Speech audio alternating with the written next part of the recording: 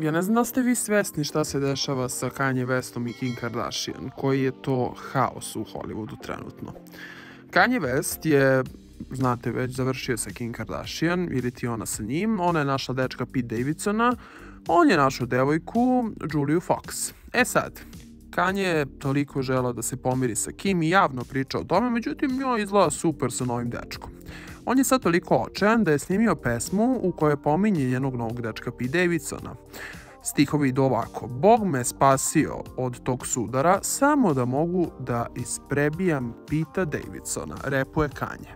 Da stvar bude još gora, Kim Kardashian u posljednje vreme ne konstatuje Kanye Westa, pa se on požalio pre 2 dana da ga njeno obezbeđenje nije pustilo da vidi decu jer je u njenom domu bio njen novi dečko. On je rekao: Nort je nešto tela mi pokaže u kući, rekla ajde tata gore ti pokažem, ali obezbeđenje reklo tata ne može da uđe. Nisu definisali razlog, nisam teo da se svađam s njima zbog toga, rekao je Kanye West.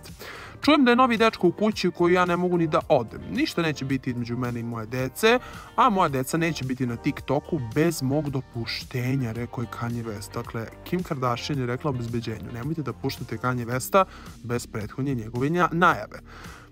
Jasno mi je kako stoje stvari između njih. Da stvar bude još gora, Kanye je snimio jedan video, takođe, u kome je rekao juče kako ga Kim Kardashian nije pozvala na proslavu rođendana njihove ćerkice najmlađe Chicago.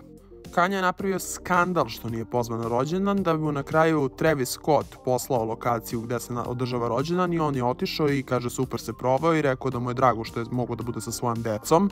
A izvori bliski Kim su rekli da on previše drami i da su se dogovorili da on pravi odvojeno taj isti dan rođendan od 4 popodne, da je on samo povređen što ga Kim ne fermani 2%, a Kanye tvrdi drugačije. Biće ovde haosa, a vi mi recite da li želite možda video na trendingu na ovu temu malo opširnije. Pišite mi šta mislite o svemu ovome i subscribeujte se na Trending News.